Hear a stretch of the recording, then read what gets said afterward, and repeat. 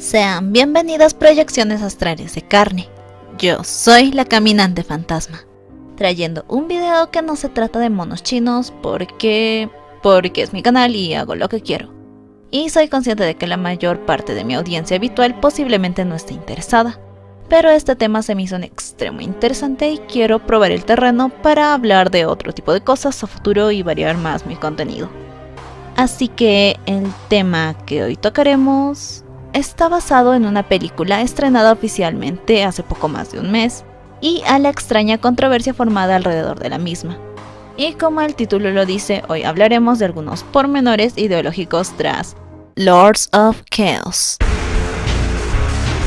película que se estrenó el pasado 8 de febrero en Estados Unidos, aunque previamente había debutado en el Festival de Sundance en enero del 2018. Ignoro por qué demoró más de un año en estrenarse, porque incluso al investigar me encontré con una fecha de salida de enero del 2018 en Reino Unido, la cual no se hizo efectiva y se pospuso hasta el 29 de marzo de este mismo año. Y claro, tampoco hay información sobre una posible fecha de estreno en Latinoamérica. Más allá de este fascinante desastre de distribución, la película se manejó entre una serie de controversias ideológicas bastante fuertes, y eso es de lo que quisiera hablarles. Pero primero algo de contexto. La película de Lords of Chaos es una producción conjunta entre Reino Unido, Suecia, con una distribuidora americana, parcialmente basada en el libro del mismo nombre del año 1998, y de los autores Michael Moynihan y Dietrich Söderling. Y estoy segura de que podría estar pronunciando mal alguno de esos nombres, pero son importantes para entender algunas cosas. El libro cubre básicamente los eventos sombríos que involucraron a la escena del black metal noruego en sus inicios, más específicamente los eventos relacionados al llamado Inner Circle del black metal. Historia que va entre suicidios, asesinatos, quemas de iglesia y una nueva escena underground que gracias a esta aura oscura terminó por sentar las bases de una de las ramas más extremas de la música metal. Y si me permiten decirlo, es uno de esos raros casos donde la realidad supera la ficción. El libro, dentro de algunos de los subtítulos en publicaciones en inglés y español, directamente llama a esta escena como la del metal satánico, una etiqueta de la cual la escena del metal nunca se ha logrado librar, y se ha vuelto, aunque sea en lo estético, un pilar de esta cultura. Aunque como veremos más adelante, a pesar de todo, no está ni siquiera tan emparentada con el satanismo. Y de hecho, los dos autores no han estado demasiado lejos de esos mundos, al menos dentro de sus intereses y de sus carreras. Uno de los primeros puntos altos en la carrera periodística de Moynihan estuvo directamente relacionado con una serie de comunicaciones que mantuvo con el mismísimo Charles Manson, y posteriormente con su hijo, con una serie de entrevistas. Y también valdría mencionar que Moynihan es un miembro reconocido de la Iglesia de Satán, al igual que varias acusaciones de ser una especie de nazi. Y recurro a un apelativo inexacto porque es una crítica justa decir que en estos tiempos se usa el término del nacionalsocialismo muy a la ligera. Moynihan ha sido llamado también fascista y un miembro de la extrema derecha, a pesar de haberse mostrado a sí mismo como un individuo seriamente antinacionalista. Su vida pública al final se hizo relevante por sus ideas controversiales y una carrera musical que está algo opacada. Ahora, su carrera musical está lejos de tener que ver con la escena del metal, pero como periodista ha tenido experiencia en diversos círculos musicales. Por su parte, Söderling, también dedicado a la prensa escrita, parece definirse como una persona escéptica sobre todo.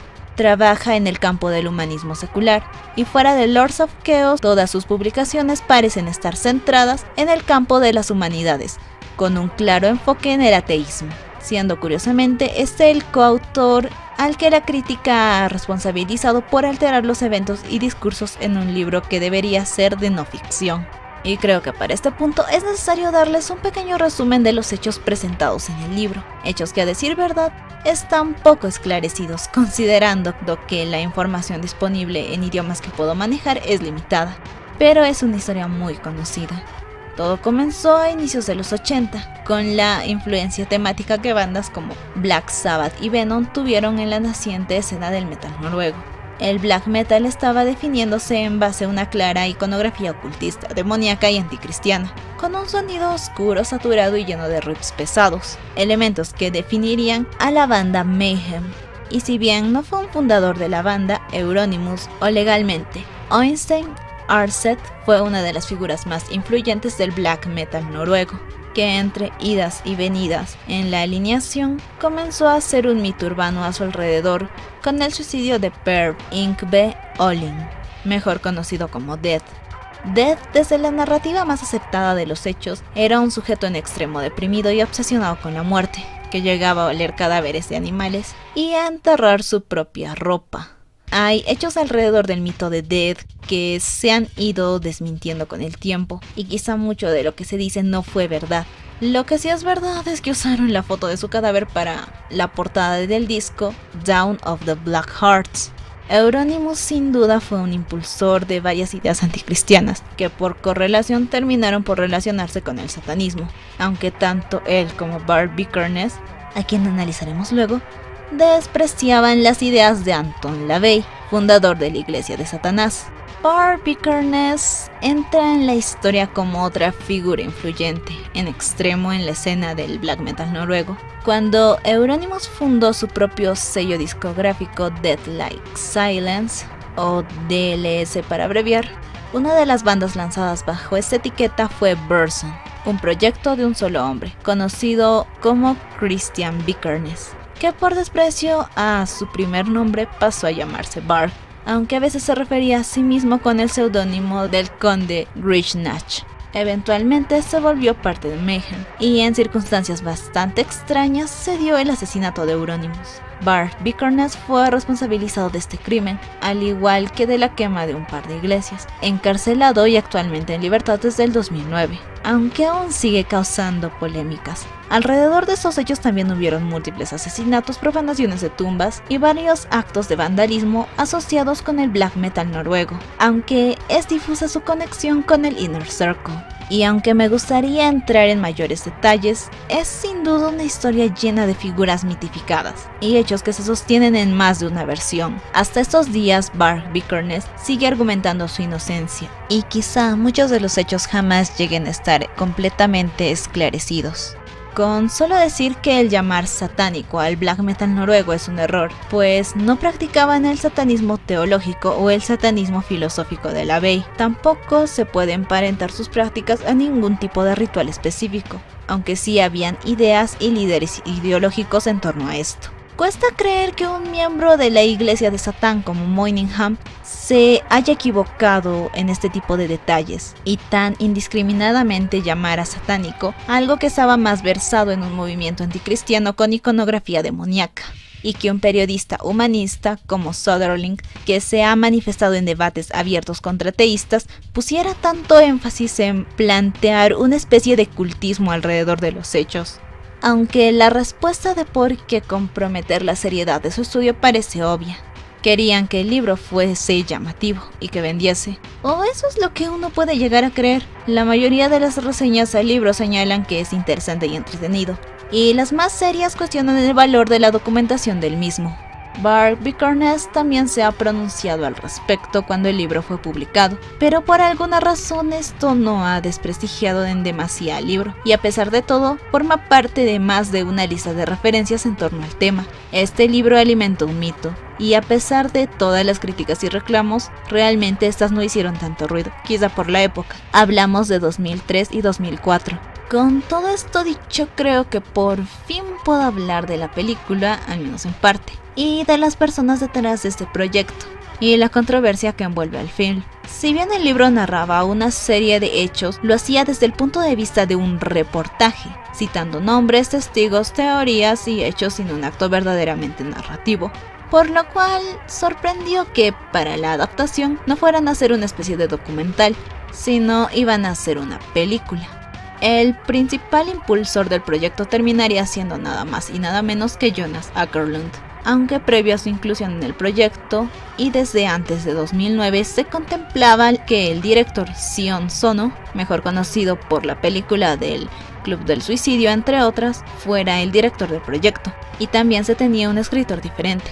No encontré muchos detalles, pero al parecer esta película fue un pequeño infierno de producción de por sí, considerando que varios actores fueron cambiados y que en la primera planeación se proyectaba que el film estaría listo para el 2010. Al final, Jonas Åkerlund tomó la cabeza del proyecto, al grado de que no solo es el director sino es el coescritor de la película. Y vamos ahora a analizar de quién se trata. Pues el señor Åkerlund durante la década de los 80 fue baterista del influyente grupo de black metal Bathory. Y valdría destacar que el black metal parcialmente está ideológicamente distanciado del black metal noruego. Y digo parcialmente porque ambos presentan valores anticristianos, paganos y un estilo de música muy similar, siendo el extremismo y algunos rasgos artísticos lo único que de verdad los diferencia, más allá de que la percepción de que el black metal noruego es de alguna forma más puro en su ideología o más icónico. Sin embargo, Åkerlund tras su salida de Bathory comenzó una carrera como director de videos musicales. Ha dirigido videos para bandas y artistas como Candlemass, Metallica, Satyricon, Rammstein, Iggy Pop, Pussy Riot, Roxette, Blondie, Smashing Pumpkins, Madonna, Christina Aguilera, Rihanna, Lady Gaga y un gran etcétera. Ha trabajado con músicos de toda clase y él mismo parece respetar creativamente a los artistas con los que trabaja. Pero aquí una ligera tara mental de parte de la comunidad de fanáticos del metal. Y no hablo por todos, para nada. He conocido una variedad increíble de opiniones con respecto al tema a lo largo de mi experiencia escuchando música pesada. Pero la autenticidad es un tema recurrente a la hora de defender el valor de la música y de los autores.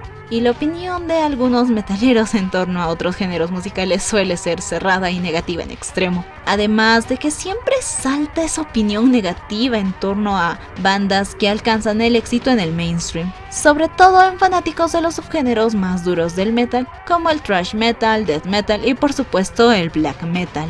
Åkerlund, por su parte, tiene una carrera sólida como director de videos musicales y ha declarado el haber encontrado más medios para crear como director que como baterista. En cuanto a sus producciones de largometrajes, lo ha intentado antes con un éxito bastante modesto, en producciones que rozan lo desconocido, pero que siento que genuinamente intentaban destacar. También este año sacó otra película para Netflix. Y Lords of Chaos termina siendo su película que más eco mediático ha hecho. Y todo esto por la disputa que Barb Vikernes tuvo con la película aún en los estados más tempranos del desarrollo de la misma. Barb de por sí mostró claramente su desagrado en torno al libro hace tiempo. Dejaré un link en la descripción con su crítica original al libro y varios videos subtitulados de sus declaraciones en torno a la película. La visión de ese señor ante el mundo es de lo más interesante y de las cosas mejor documentadas, pues escribió múltiples libros al respecto, al igual que manifiestos. Hubo un tiempo donde se lo identificó con los nazis, pero al final admitió que solo se suscribió bajo esa ideología por desprecio a las religiones judeocristianas y en general a toda herencia de estas tradiciones, llegando a un antisemitismo que nunca ha negado.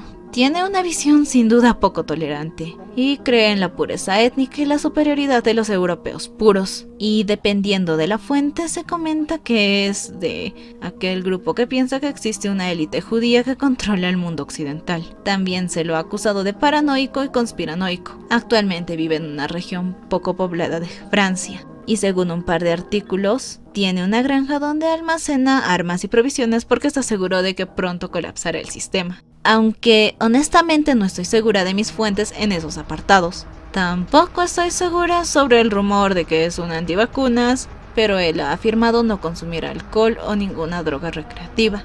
Y si hablamos de lo político e intrínsecamente ideológico, Vikernes parece haber construido su visión sobre la idealización de las civilizaciones europeas precristianas, sobre todo enfocándose en la tradición nórdica.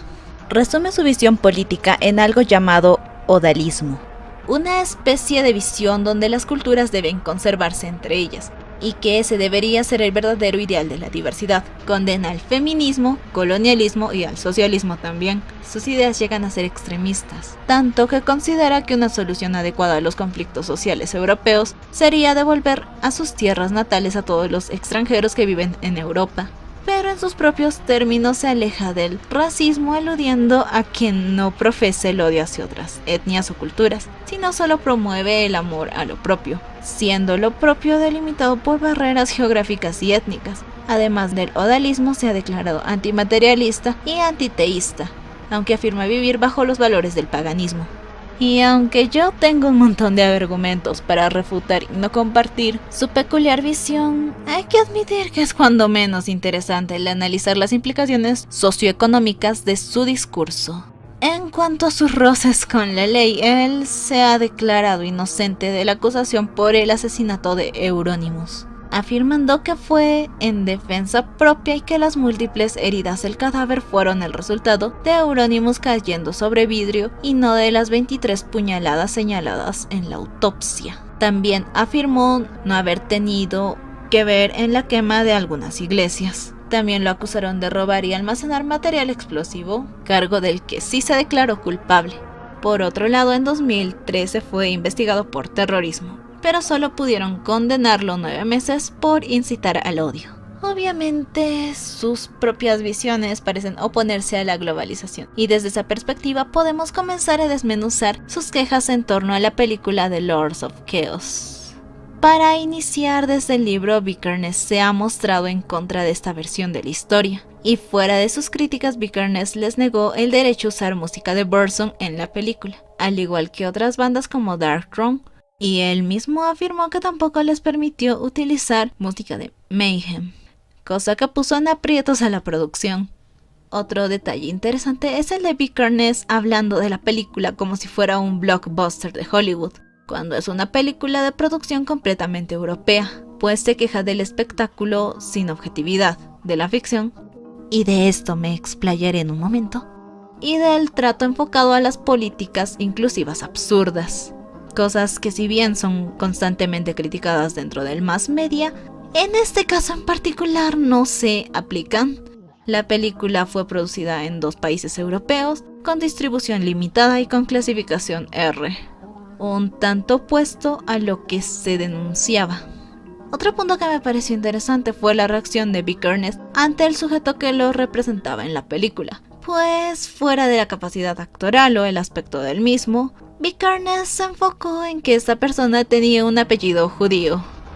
Tuvo una queja similar en torno al actor que interpretaba a Euronymous. Y si hablamos de decisiones del cast, el personaje de Anne-Marie definitivamente fue uno de los puntos que no solo Vikernes cuestionó, pues no hay registro de la existencia de ninguna Anne-Marie. Parece que solo la pusieron ahí para darle un interés amoroso a Euronymous y aumentar el número de escenas sexuales. Si hablamos del aspecto ficcional en el medio narrativo, hay que aceptar una cosa: no importa lo bien investigado que esté un producto, para representar un suceso histórico siempre se llenarán vacíos con algo de ficción, y con los pensamientos radicales de Vikernes se me hace difícil pensar en cómo él hubiera preferido que se abordara en los hechos. Por una parte, sí se puede juzgar a Åkerlund por no documentarse adecuadamente. El libro de por sí ya había sido cuestionado por críticos con visiones más neutras. Además, un hecho que llama la atención es que no llamaron para entrevistar a los músicos que sigan con vida que estuvieron involucrados con el Inner Circle, incluyendo a Vikernes.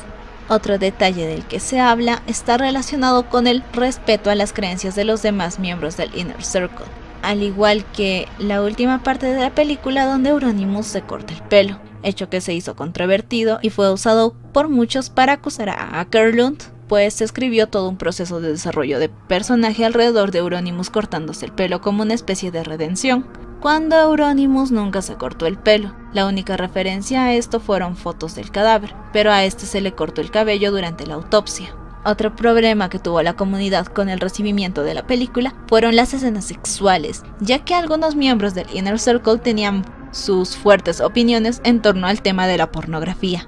Y esto me lleva a cuestionar realmente si la película ha sido juzgada como se debe, porque obviamente esta película iba para un cierto sector de los fans del metal, pero para los fanáticos más puristas del black metal noruego esto no iba a funcionar, con más de una figura influyente oponiéndose a esta misma, a pesar de que alguien no ajeno al mundo del black metal fue quien dirigió la cinta. Los seguidores del black metal han expresado fuertes opiniones negativas, varias de ellas claramente influenciadas por lo que dijo Vikernes. Por otra parte, esto también puede servir como material para reflexión acerca de esa necesidad de preservar los mitos, y al mismo tiempo permite ver lo difícil que puede ser mantenerse objetivo. Si Åkerlund presentó los hechos del modo en el que lo hizo, debe haber habido alguna intencionalidad, a pesar de que esta no sea ideológica. Puede ser que él mismo sentía que era bueno el volver a esta versión mitificada de los hechos, ya sea por entretenimiento o una decisión personal.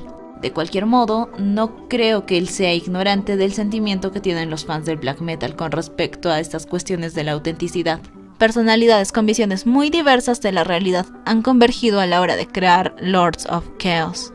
Y ya para terminar, si puedo opinar de la cinta a nivel de los involucrados, sí me parece que Åkerlund no fue justo con la representación de Vikernes. Leyendo lo que este señor tiene para decir y viendo cómo se expresa, me cuesta hallar a una persona bien representada. Vikernes es un radicalista, habla seguro de sí mismo, es directo y mantiene un tono de superioridad y condescendencia. La representación de la película muestra a un niño con un ego enorme, con ganas de hacerse el duro y que se intimida fácilmente si él no es el centro de atención y que se esfuerza mucho por fingir, además de un factor misógino increíble, aunque sí le atinó al factor del radicalismo. Fuera de esto, si tuviera que juzgar a la película por sí misma, me parece un 6 de 10. Nada impresionante, pero tiene sus méritos. La fotografía hizo maravillas jugando con la luz natural, el tono y el ambiente fueron consistentes, el gore estuvo en su punto, pues fue explícito y bien trabajado para representar lo que debía sin quedar exagerado. Lamentablemente me hubiera gustado ver más el factor humano de Euronymous durante toda la película. Y no solo el final, porque eso sí termina siendo muy Hollywood. También, para efectos de lo mismo, Anne-Marie pasa de ser una groupie que le tiene ganas a Euronymous a ser una novia que lo apoya y es amorosa, porque sí y de pronto. Tampoco me gustó el manejo de personajes como Blackthorn, que aparece un patiño de Bark, y también la secuencia dedicada a Faust. Es demasiado larga para la poca introspección que se hace en él. Y para hacer una película sobre bandas de metal, la parte musical es dejada de lado. Todo el tiempo que usaron representando fotografías del grupo pudieron usarlas para mostrar más conciertos o montajes de la banda componiendo o practicando, pues es ridículo que bandas tan influyentes obtengan ese estatus con solo un concierto. Tampoco es una película para escuchar música. Y ahí lo tienen. Espero no haberlos aburrido. Quería ir a fondo con mi investigación, o quizá debía haber hablado de Captain Marvel. De cualquier modo, muchas gracias por su atención. Les ha hablado la muerta voz de la caminante fantasma. En serio, muchas gracias si llegaron aquí conmigo. Nos veremos pronto.